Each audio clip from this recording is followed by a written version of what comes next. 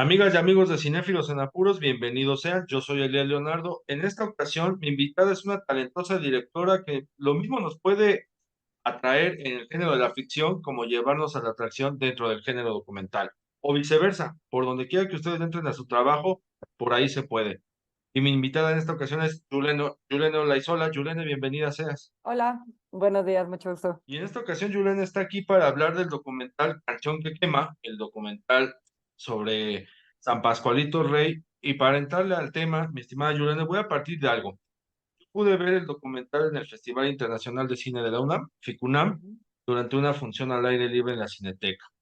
Al final se hizo una serie de preguntas y respuestas con el público y una chica tomó la palabra en más que una pregunta, tengo una opinión, lo cual me parece muy válido cuando se trata del público, nosotros la prensa es otra cosa.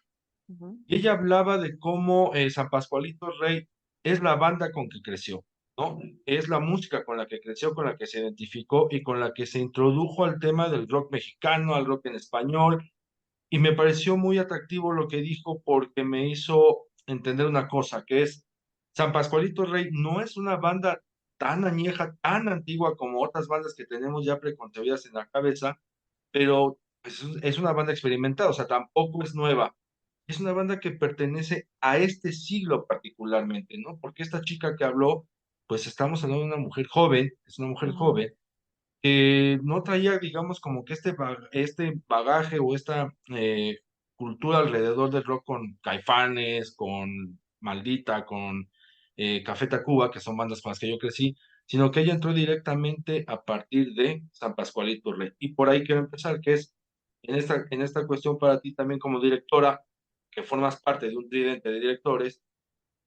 ¿Por qué San Pascualito Rey? ¿Por qué atrae esta banda que tiene además la particularidad de, te digo, de que no es muy vieja, pero tampoco es nueva, ¿no? Está como ahí en un limbo muy extraño. Claro, sí, totalmente, tú lo acabas de explicar muy bien.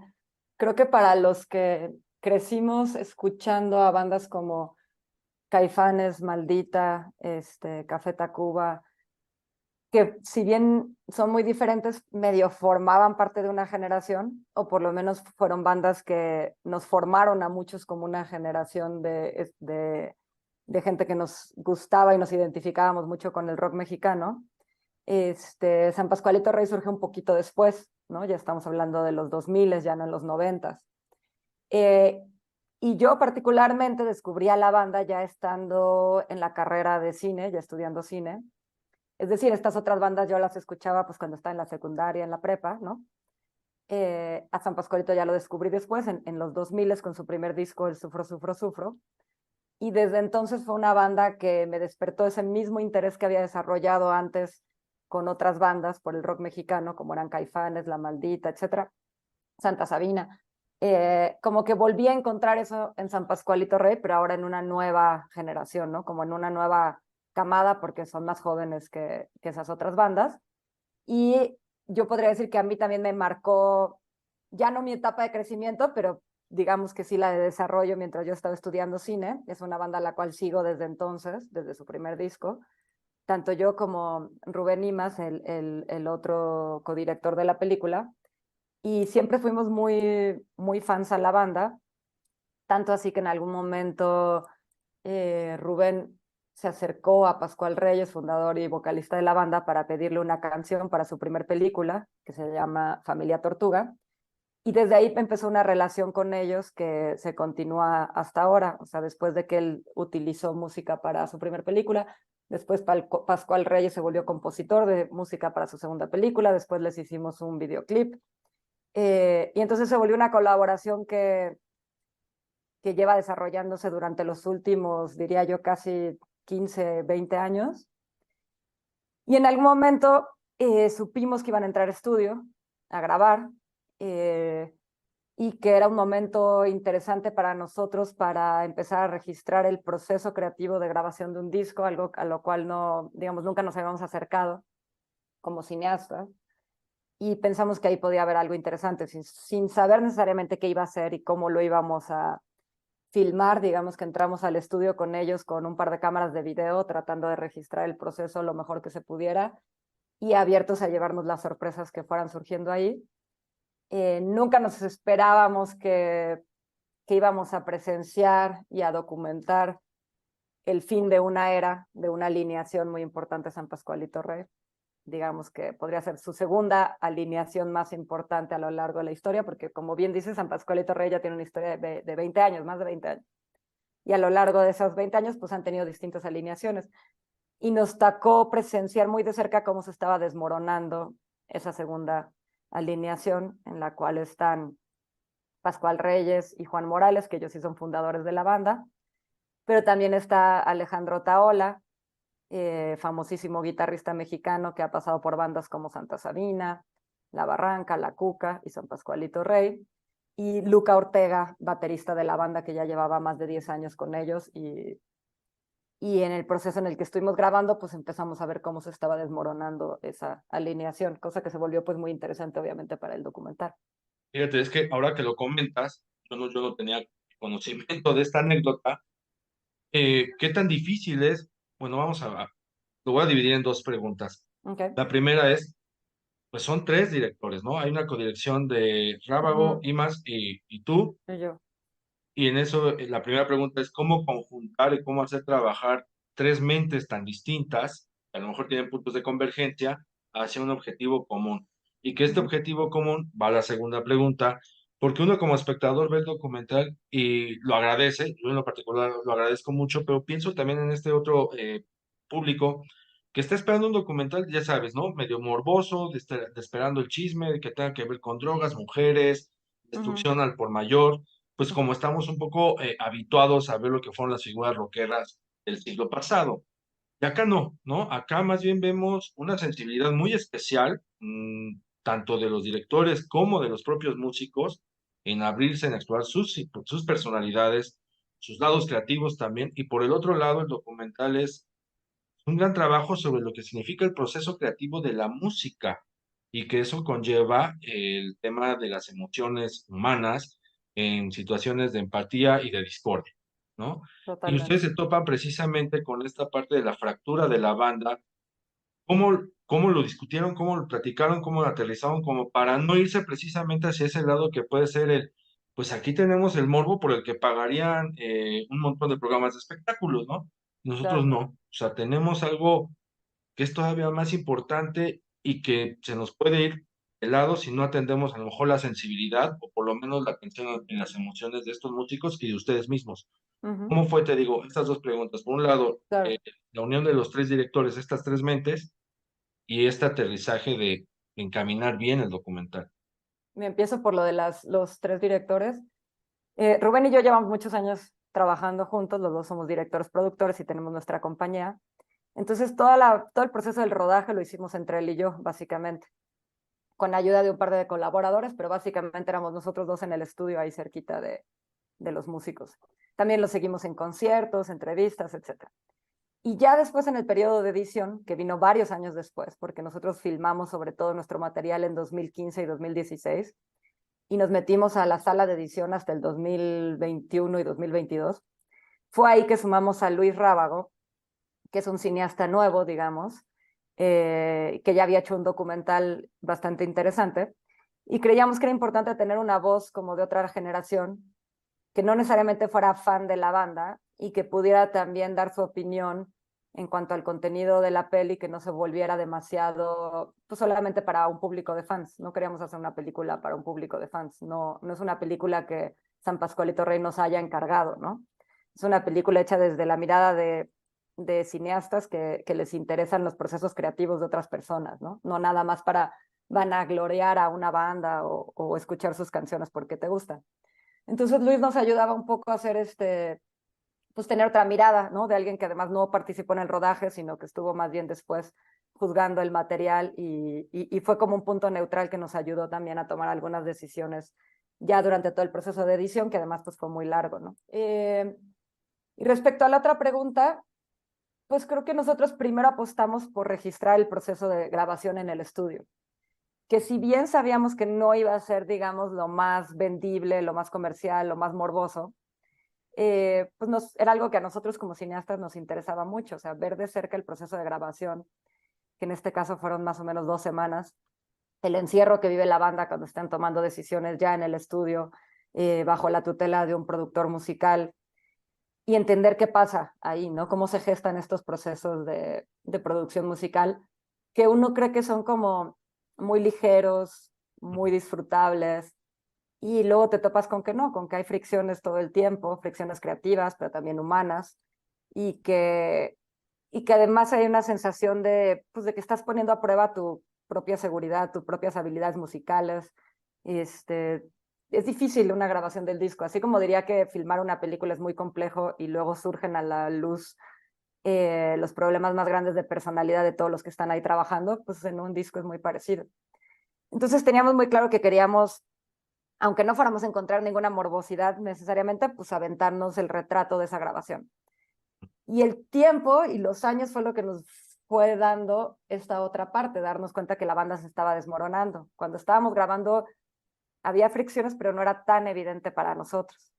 Sin embargo, un par de años después de que filmamos, pues se salió el primer miembro, que fue Luca Ortega, después se salió Alex Otaola, después los volvimos a entrevistar, ya nos empezaron a hablar con más, pues con más sinceridad y abriéndose mucho, siempre porque creo que confiaban en nosotros, porque aparte de ser cineastas, digamos que teníamos nuestra propia visión y nuestro propio profesionalismo, pues éramos también gente cercana a la banda.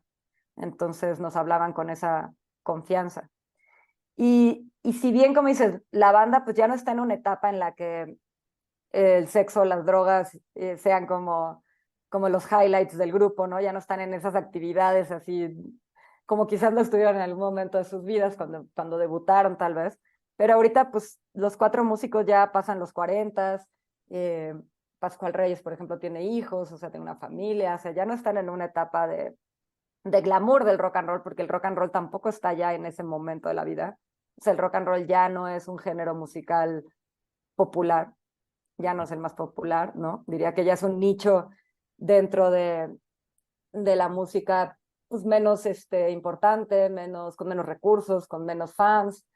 Entonces, pues no había nada que retratar de ese glamour, o sea, ya más bien es la realidad, la dura realidad, diría yo, de quienes tratan de seguir haciendo rock and roll y tratar de sobrevivir en una industria que económicamente ya no deja, en la cual tienes que estar luchando todos los días para poder conseguir dinero para producir un disco, para poderlo vender, para poder salir de gira.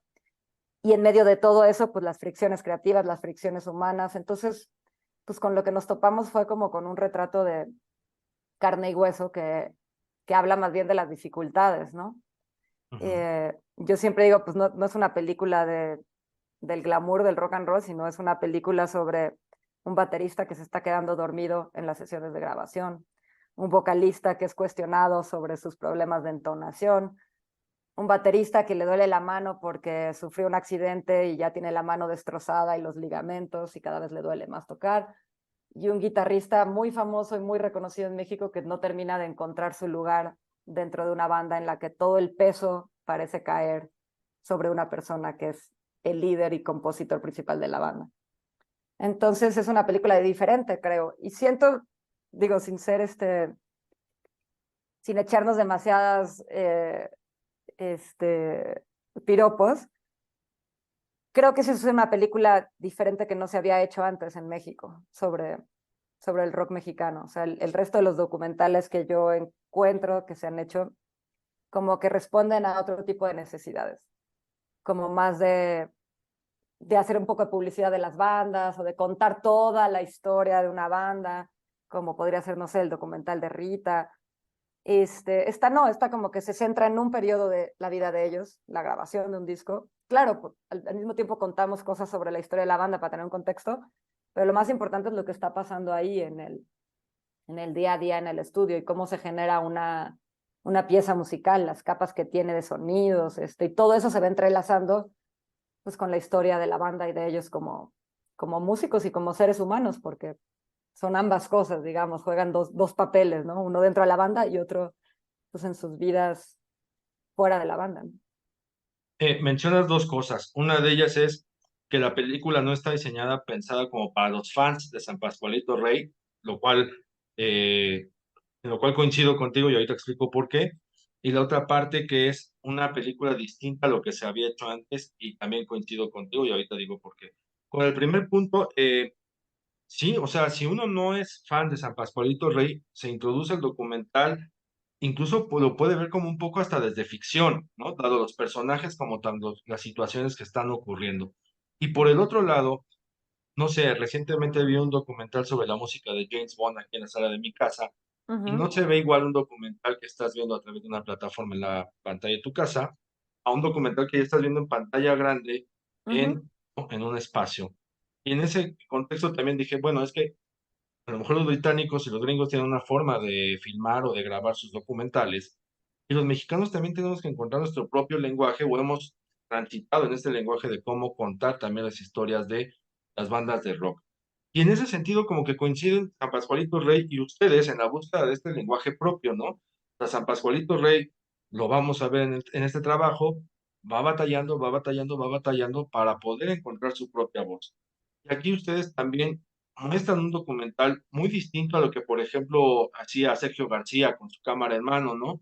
Que era más bien un registro periodístico de ujú, aquellos momentos, ¿no? Era como un registro periodístico del momento, de la situación. Acá no, acá estamos viendo realmente un trabajo cinematográfico y se ve con algunas secuencias, se ve por ejemplo con el uso de la cámara, pero se ujú, ve también con las secuencias en la edición, en el montaje. Yo me quedo con una muy particular, que es cuando después de que Juan Morales está explicando el tema de la lesión de su mano, cómo es su sentir con la mano, y están haciendo valiente, llega un momento en que, ¡pum! O sea, es el tono, es la nota, es el audio, es el sonido, es el ritmo y además es la escena. Es como, a ver, estos chavos calcularon todo para que fuera en este momento que sonara sí. así. Y si ya nos sumergieron en esta situación, es qué va a pasar después, ¿no? O sea, como que todo está muy bien cuidado también en eso, en el uso de la cámara, en el montaje, en el timing, que ese es otro registro que pocas veces estamos viendo. Y digo, bueno, sí, o sea, le digo, los gringos lo cuentan de una forma, los británicos lo cuentan de otra forma, pero aquí estamos viendo otra cuestión que es un poco más cinematográfica, sino que mucho más cinematográfica. Creo que por ahí me remonta, si acaso, a Scorsese cuando hizo China Light, que es Ujú, que el señor está tirando de todos lados, ¿no? O sea, el tipo quiere hacer cine con esto, no quiere hacer un panfleto periodístico ni una promoción de la banda. Entonces, por ujú, ahí coincido con esa parte. Creo que ustedes comulgan en esta búsqueda de encontrar un lenguaje, y lo cual aplaudo, lo cual también me agrada. Y por el otro lado, en esta parte también de que no es para los fans de San Pascualito Rey, que la película no se necesita incluso entrarle con un bagaje amplio de lo que es San Pascualito Rey, ¿no? Sino que no. lo vas a descubrir ahí, y no es que Ujú, te van a explicar todo el proceso biográfico, por así decirlo, tipo Wikipedia, ajá. sino que la lectura viene desde otro ángulo, y yo insisto en este plano, es lo emocional. Obviamente es una peli que los fans disfrutan mucho, pero lo he visto durante el proceso de edición y ya que está terminada, como gente que ni siquiera sabía de la banda disfruta también mucho la película. Y te estoy hablando de gente de todas las edades, o sea, uno de nuestros primeros públicos cuando estamos trabajando es enseñarle las películas a nuestros papás, por ejemplo. Ujú. Gente que más bien creció escuchando música de los 70s, ¿no? Y de pronto se introducen a una nueva banda que no conocen y disfrutan la película, ¿no? Entonces ahí te vas dando cuenta de si está funcionando o no. Y tiene mucho que ver con como dices, una búsqueda de, a ver, para nosotros como realizadores, cuando vamos a hacer una película, nos parece importantísimo y básico que realmente le saquemos provecho al lenguaje cinematográfico, que no es el mismo que utiliza un periodista, por ejemplo, ¿no? O sea, ese lenguaje audiovisual sí, pero el lenguaje cinematográfico realmente explora los elementos propios del lenguaje que te van a dar algo único, que no lo vas a poder contar igual en una novela, en un reportaje, en un videoarte, lo que sea. Y eso pues siempre lo tenemos en la cabeza, ¿no? Entonces fuimos encontrando, por ejemplo, uno de los elementos que creo que hace la película muy rica y diferente, es que cada canción que ellos tocan en el estudio se relaciona con un tema de la banda. Entonces, conforme la canción va progresando en su construcción musical, y eso es ir sumando pistas, porque la película mezcla las distintas pistas del disco, las distintas capas, entonces de pronto escuchas solamente una guitarra, después escuchas cómo se suma la batería, cómo se suma la segunda guitarra, cómo se suma el bajo. Y también hay un proceso entonces un poquito didáctico de entender las distintas capas sonoras, cómo se suman, cómo van formando una pieza de rock, pero al mismo tiempo cada melodía tiene que ver con una parte de la historia de la banda o de lo que está pasando dentro de la banda. Se conectan como de manera dramática, ¿no? Entonces lo que tú dices, si estamos contando algo específico de la mano de Juan, el bajo que usamos para musicalizar esa parte de la película, pues tiene tal vez esa melancolía o ese drama impregnado en la tonalidad musical, ¿no? Y es algo que estuvimos tratando de cuidar mucho y de empalmar todo el tiempo, que la música que acompañe la historia de lo que estamos narrando vayan de la mano, ya sea en tono, en ritmo, en el montaje también obviamente con las imágenes. Y entonces la película es una especie de, está como capitulada por cada rola del disco y con cada rola vas descubriendo algo de la historia de esta banda conforme los ves en el estudio, pero la música, la propia música de Pascualito Rey te va contando esas vicisitudes de la banda y lo que están viviendo en el estudio, ¿no? Y obviamente ahí, eso, pues el montaje es bien importante, pero a veces uno cree, o el público en general que tal vez no está tan metido obviamente en el cine, pues cree que la edición es más como imagen, ¿no? Cortar imágenes, cortar imágenes. Sí. Pero la edición es mitad cortar imagen y mitad sonido. Y es una película a la cual el diseño sonoro nos llevó mucho tiempo y mucho esfuerzo desde la edición. Y luego la mezcla de sonido para que justamente puedas tener todos estos elementos distintos que conforman una canción, más las voces que te están contando la historia, etcétera, etcétera, todo mezclado en unas, pues sí, en un buen sonido que sobre todo si lo oyes en salas de cine, realmente te transporta y te hace vivir todo con una emoción particular, que creo que esa sí experiencia es única en salas de cine, ¿no? Está mezclada, la mezcla musical, digamos, bueno, la mezcla de toda la película del 5.1, la hicieron diseñadores sonoros mexicanos, bueno, mezcladores mexicanos que ganaron el Oscar hace, si no me equivoco, son 3, 4 años por una película que se llama Sound of Metal. Ujú. eh, Jaime Bax y Michel Kutunek, ellos dos hicieron la mezcla de sonido y la película se escucha tremendo. O sea, cuando estás en la sala de cine y la oyes a todo volumen, de verdad te transmite algo que no es lo mismo que cuando ves un DVD de un concierto. Sí, no, no, no, emocionalmente te está cambiando, o sea, está jugando Exactamente, contigo, ustedes están jugando con nosotros a través de toda la película. totalmente, totalmente.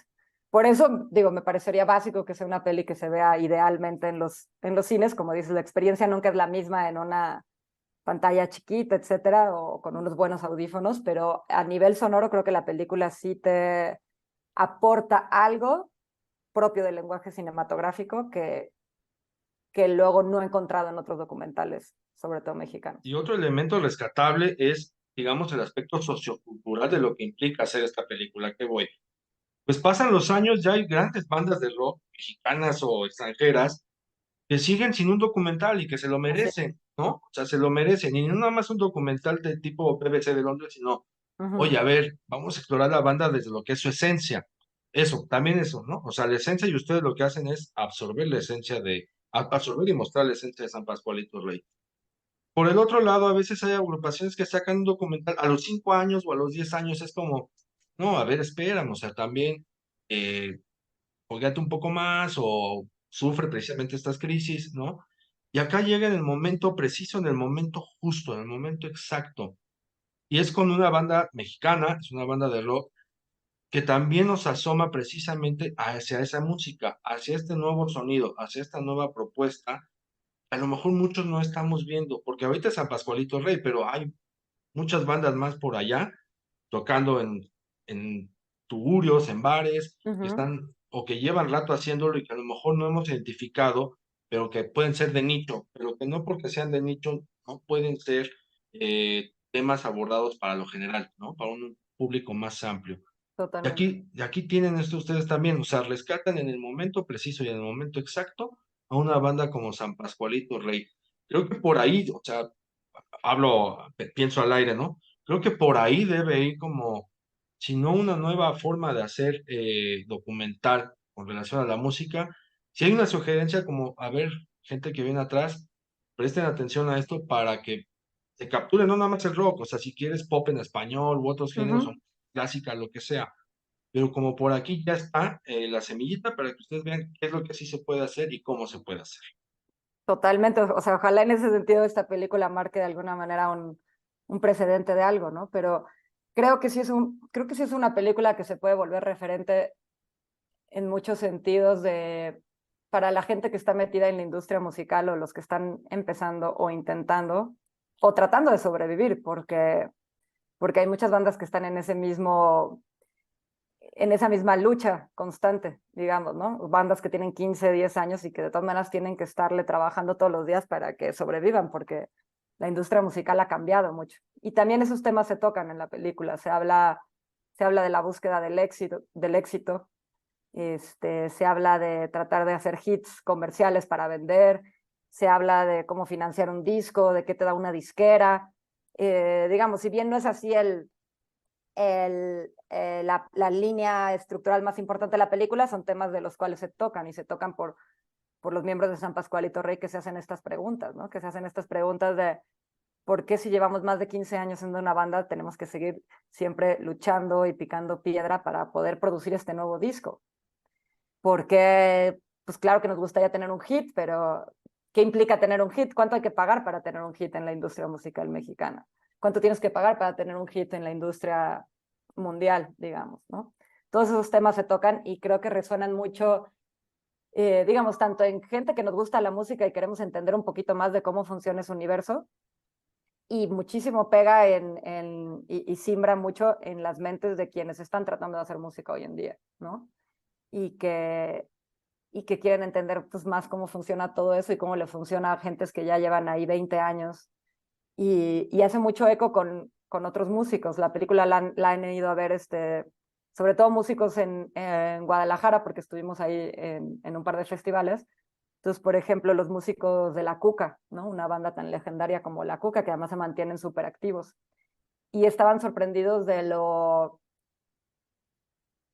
temas que toca la película que normalmente no se tocan en otros documentales, ¿no? De lo honestos que habían sido los miembros de la banda para hablar de las dificultades y los retos y desnudarse de una manera que si bien no necesariamente les favorece a ellos, porque hay que decirlo, cuando ellos ven la película no se sienten eh, a gusto viendo la película. Ellos sufren, digamos, viéndose en pantalla, porque, porque sí se vulneraron frente a la cámara y sí hablaron de las cosas que les cuesta trabajo hablar y los retratamos pues como son, con sus defectos y sus virtudes, pero sin tratar de maquillar la verdad para que ellos quedaran como bien parados, ¿no? Ujú. Entonces, en ese sentido es una película, igual no tiene este gran morbo, pero es una película incómoda, diría yo, para los propios miembros que aparecen en pantalla. Pero a la vez muy cómoda para el resto de la gente que hace música porque se identifican y dicen, por primera vez alguien está diciendo las cosas pues sin tapujos como son y desde la sinceridad y la honestidad. Y para uno que no es músico, pero que me gusta la música, arroja otras cosillas por ahí, o sea, me pongo a pensar en el tema del baterista, ¿no? Uno empieza a decir que, te digo, o sea, ese se puede cruzar con la ficción perfectamente de, no, ¿qué pasa? O sea, ¿qué tan complicado puede ser baterista en este mundo, ¿no? Porque tú dices, ay, das batacazos y ya, no, no se trata nada más de dar batacazos y ya, tiene su propio código, tiene su propio universo, y pues si te quieres ir a la ficción, te remontas rápidamente, no sé, en casos más recientes a Whiplash, ¿no? Uh Esta -huh. película de cómo mucha gente sufrió, pero pues más bien es trasládate a la realidad, ¿qué pasa con todos estos músicos? Y estamos hablando nada más del baterista, pero puede ser el bajista, puede ser el guitarrista, en fin, o sea, nos está aterrizando también para irnos a casita, estar escuchando a nuestra banda favorita y decir, pero bueno, qué tan complicado puede ser la relación para haber sacado, por ejemplo, este gran disco, no sé, pienso, Led Zeppelin o Black Sabbath. Ajá. Sí, creo que el hecho de acercarte bien a un proceso de estudio te hace comprender mejor cómo funciona la música. O sea, cuáles son todas las capas que integran un disco, no solamente de rock and roll, puede ser de lo que sea, ¿no? De pop, lo que sea. Pero creo que sí te da un entendimiento superior al que normalmente tienes. O sea, hay veces que uno, por más melómano que sea, luego ni siquiera sabes qué sonido exactamente es el que está tocando la guitarra. Mm. sea, la guitarra a veces se confunde con los sintetizadores, con los teclados se puede llegar a confundir. Y de pronto aquí, después de estar viendo como estos procesos en el estudio, vas entendiendo, ¿no? Así de, claro, este ritmo es el bajo, esta es la guitarra, esta es otra guitarra, esta es una siguiente capa.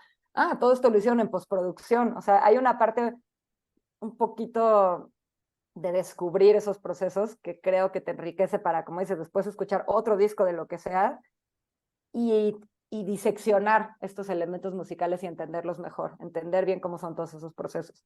Que creo que eso es algo muy rico para cualquier persona que le guste la música, de cualquier tipo de música. Y otro elemento cinematográfico que tiene la película, pues a veces son sus propios integrantes. O sea, tenemos a un Pascual Reyes que hace música para distintas películas, recién con su trabajo en La Llorona, esta película guatemalteca. Tienes a Alex Otaola, que es un cinéfilo empedernido, amante de Godard. O sea, también tienes a esos elementos empapados de cine que cómo no iban a comulgar con ustedes en este trabajo. Así es, no, y te faltó mencionar a Luca Ortega, que fue actor también de cine. Él protagonizó una película que se llama Distancias Cortas, para Mm, la cual de hecho estuvo nominado a un sí, claro, Ariel como mejor claro. actor revelación. Y Juan Morales, que Juan, además de ser bajista, gran bajista, es animador, hace animación. De hecho, él diseñó todos los créditos de la película, o sea, los títulos, el póster, hizo como toda la parte de diseño gráfico de la película. Entonces, los cuatro tienen muy claro como, son muy cercanos al lenguaje cinematográfico, lo comprenden muy bien. Y creo que por eso, por más que la película los pueda lastimar en algún sentido, les pueda lastimar el ego y hacerlos vivir y recordar pasajes que no querrían necesariamente que quedaran inmortalizados en una película. Por otro lado, creo que su gusto cinematográfico y su conocimiento del lenguaje hizo que cuando vieron la película terminada o casi terminada, pudieran apreciar que era una buena película y que valía la pena entonces dejarla así como estaba, sin tratar de censurarle nada, ¿no? Sin tratar de cambiarle cosas. Y por eso nos dieron como, digamos que, luz verde pues de sacarla como nosotros la hicimos, ¿no? O sea, estamos hablando de cuatro tipos sensibles en todo su esplendor, ¿no? En toda su esencia. Así Amigos de es. Cinéfilos en Apuros, no se vayan, vamos a un corte, nosotros volvemos.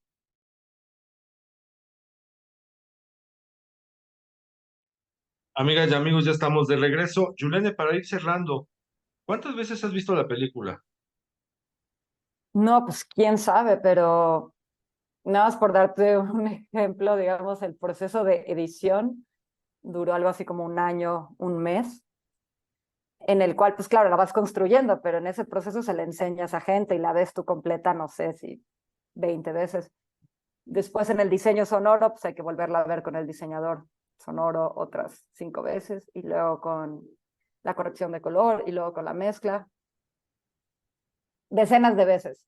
¿No? Y te pregunto esto porque, por ejemplo, uno como público, como espectador, pues la película no es para verse una vez, sino se puede ver en reiteradas ocasiones porque además permite un montón de lecturas, ¿no? O de reflexiones alrededor de lo que se está viendo y escuchando, porque hay que entrarle por los dos lados, ¿no? O sea, como Sí, te puede ofrecer algo visual, te está ofreciendo algo auditivo o sonoro. Y no es uno de estos documentales de una sola vez, ¿no? Como se dice por ahí, desechables, ¿no? Sino regresas por alguna u otra razón.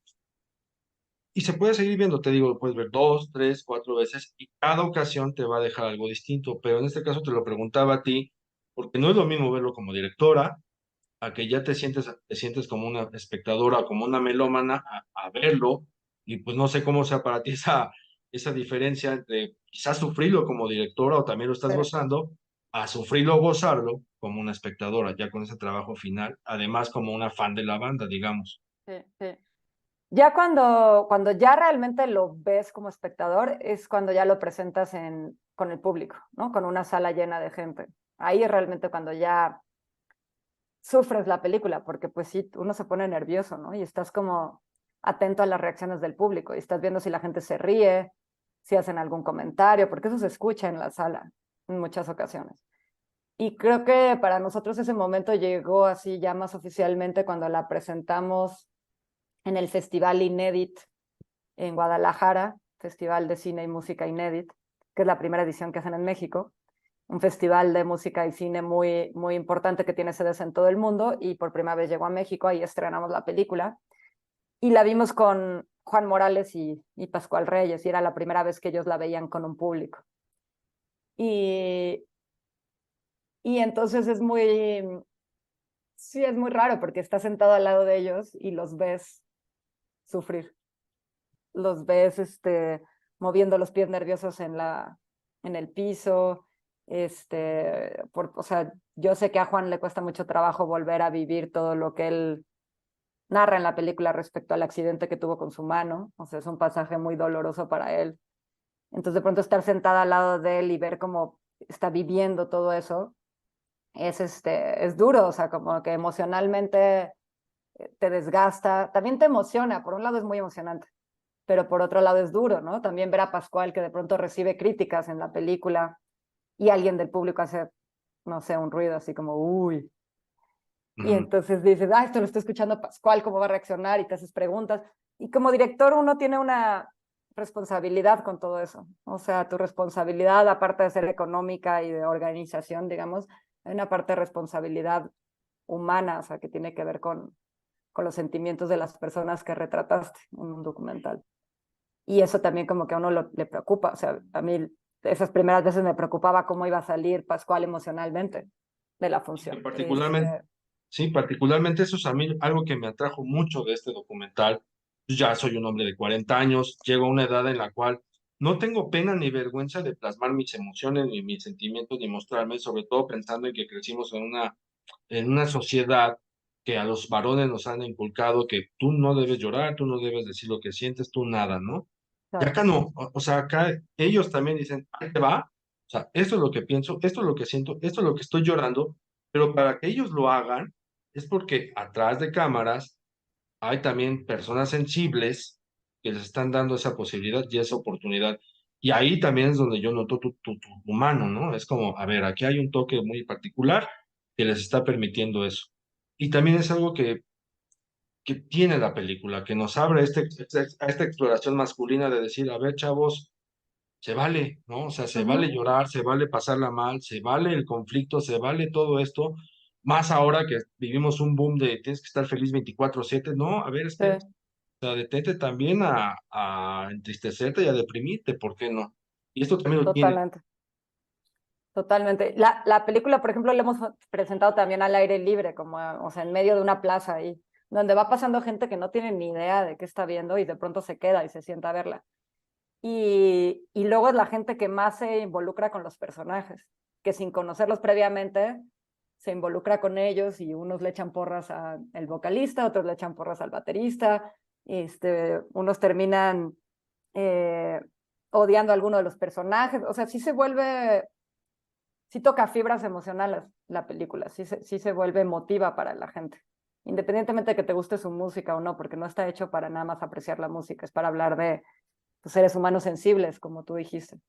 Entonces, ver eso en el público es muy rico, y es muy rico también ver cuando surgen las preguntas, como tú decías al inicio de la entrevista, como en esa función en la que estuvimos en la Cineteca al aire libre, en una función gratuita, que estaba llenísimo de gente, Ujú. y cómo la película pues despierta pasiones. O sea, y hay gente que quiere desde pararse a abrazar a Juan para darle todo su amor, y luego hay otros que le quieren mentar la madre a Luca o a Pascual, o también los quieren abrazar. O sea, sí les deja una sensación muy particular a cada persona, que creo que ese tipo de cosas es cuando te das cuenta como cineasta que funciona la película. ¿No? Te digo, tan funciona que en esta función que mencionamos, yo lo vi, o sea, nadie me lo contó, yo estuve ahí, de cómo iba gente que salía de la Cineteca o iba caminando ahí afuera por Mayorazgo, y se metían, ¿no? Dicen, bueno, a ver qué están viendo. Y se sentaban y se ponían a ver.